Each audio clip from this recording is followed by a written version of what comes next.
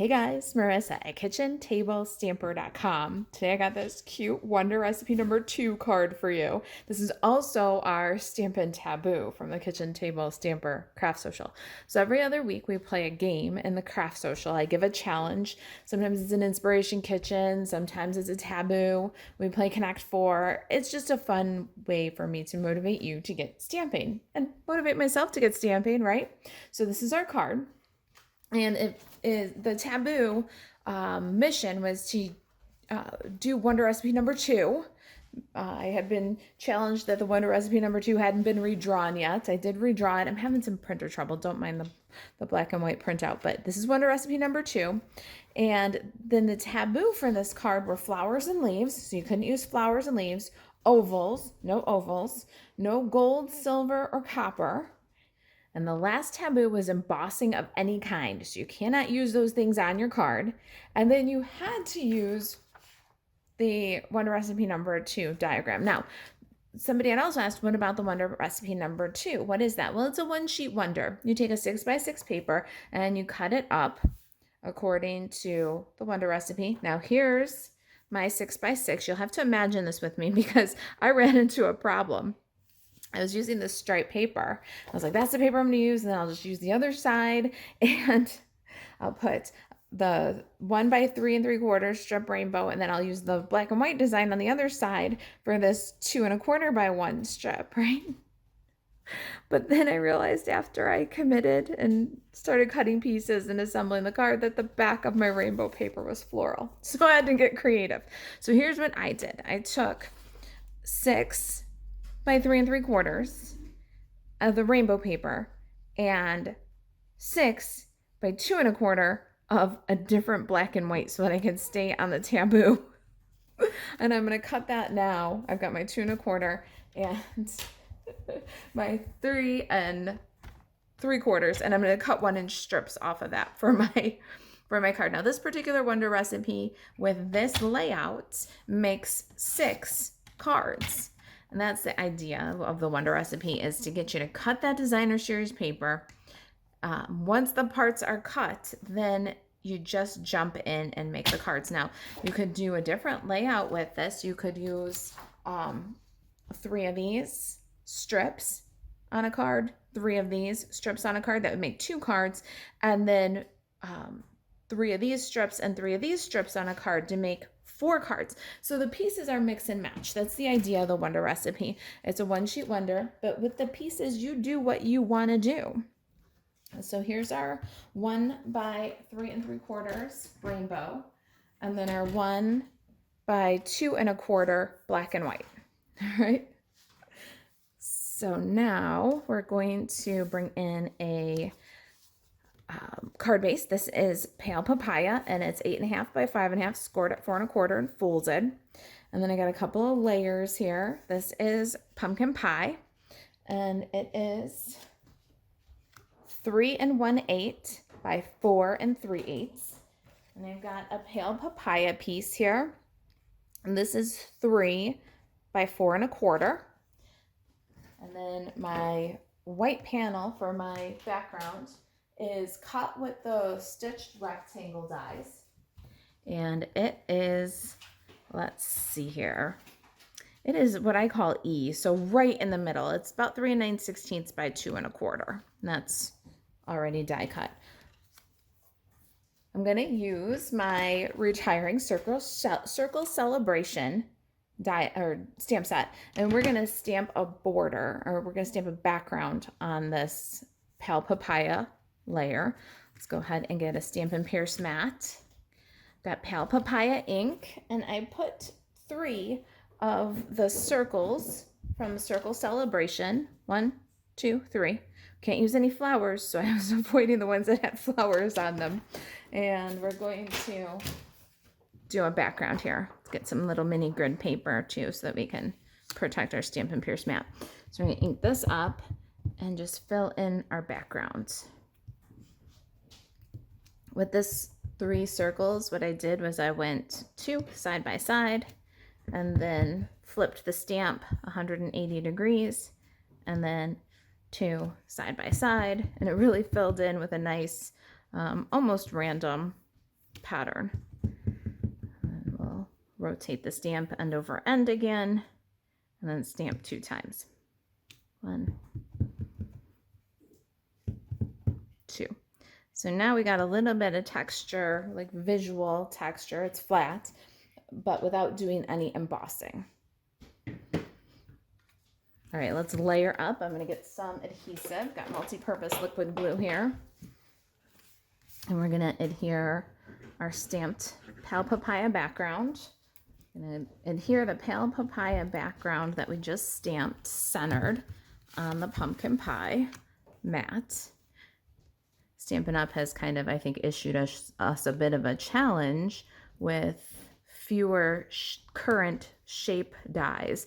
So I'm resorting to kind of an old double mat technique here.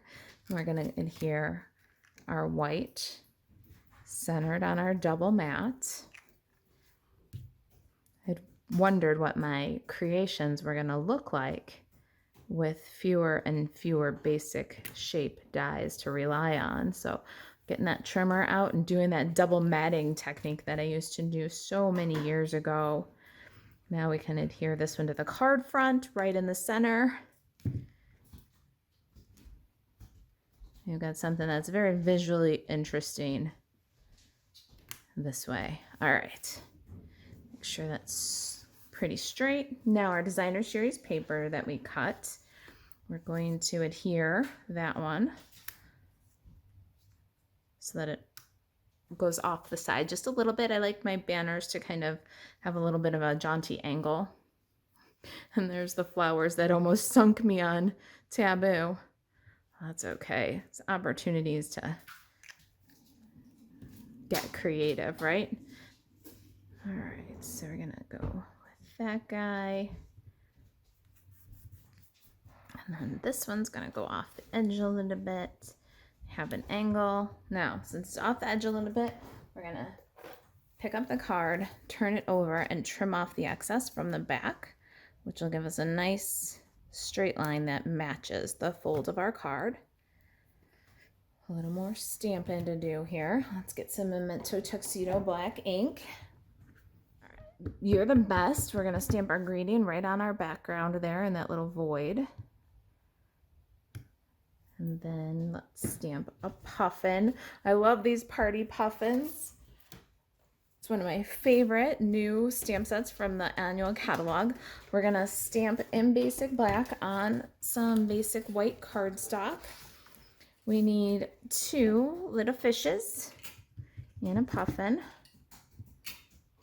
And I'm doing this one because party puffins make fantastic birthday cards. There is a party puffin stamp-a-stack where you make 10 cards, 4 designs, 10 cards total, and a treat box in the Kitchen Table Stamper online classroom. But we did all birthday cards. So I'm feeling like puffins need to be showcased for something that's not necessarily birthday. All right, so there's my little puffin. I love Memento Tuxedo Black because it does not react with Stampin' Blend markers, but I also feel like it's never quite black enough when it dries. It dries just a little bit gray. So we are going to here just go over, I'm gonna color my black blacker using a Stampin' Right marker. And just go over the black body of my puffin.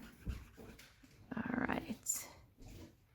And with the brush end, it's pretty easy to do. It's pretty forgiving too. I just want to make a black or Stampin' Up! Black embossing powder. I got a sample on a swap card of the new embossing powder, and it is so slick and shiny and beautiful. So you can always emboss that with black too, as long as you're not doing a huge amount of stamping with or coloring with Stampin' Blends. Embossing is not a bad option. You do have to be careful though, because the alcohol will dissolve the embossing powder and you could end up with a funny tip on your marker. So use that minimally. All right, we're coloring with Pale Papaya for our fish and then feet. I'm doing dark pale papaya, single color, no blending on his feet, but I blended the fish just a little bit.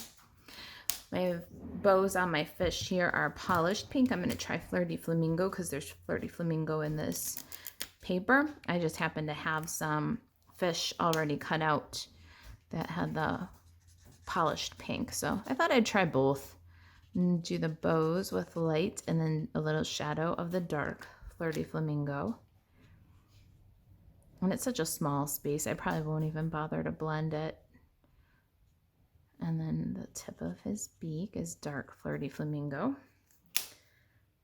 And for my other fish, I'm going to use Pool Party Light and Dark and then Light Bermuda Bay. I'm going to do first his little beak here with Dark Pool Party. Then I'm going to do the fish with Dark Pool Party and Light Bermuda Bay. Just a tiniest little line across the bottom there, the Light Bermuda Bay. And then I'm going to bring all of that together with the Light Pool Party on this little fish. Kind of brings the two together really easily. All right, now I'm going to cut these out. I'm going to just grab a pair of snips here and cut them out. I'm going to cut them out with a little tiny white border. When you fussy cut, you want to really support your scissors. So you'll notice that the bottom loop of my scissor, my ring finger is in there, and my index and middle finger are supporting the scissor. And you'll also notice that I do not steer the scissors around the puffin. I steer the puffin into the scissors. And I just open and close and cooperate with my dominant hand while my non-dominant hand does most of the work. All right, I'm going to cut these 3 little pieces out and I'll meet you right back here with them done. All right, everybody's cut out. Let's add some dimensionals to the back. I'm going to do the back of my puffin and the back of my blue fish with dimensionals, but I'm going to leave my little orange fish flat. Give us some extra dimension there. All right, and let's slide our card back in. Here's our little orange fish. Everybody's sticky, so let's go ahead and add our puffin. He's gonna look kind of like he's hopping up, all fun and surprised. And then we need some embellishments here. I've got the Artistry Blooms adhesive back sequins. I'm gonna try, I think this dark one this time and see how that one looks. We'll see.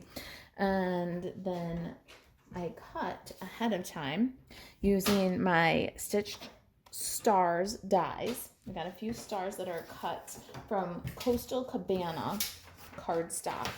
I did 2 of the very tiniest little star and then 1 of the next one of the 3rd size star and 1 of the 4th size star. So those are my stars and my sequins. The sequins are self-adhesive, but our stars need some glue. So I'm going to take the 2nd largest and I'm going to glue it right to the largest so that we get this kind of double stitched dimensional looking star. And then we're going to adhere that one to the card front with some multi-purpose liquid glue. And then our 2nd smallest little guy, little multi-purpose liquid glue there. And then the 2 little ones, I like to put a little dot of glue. And then let's drop the star right on the dot.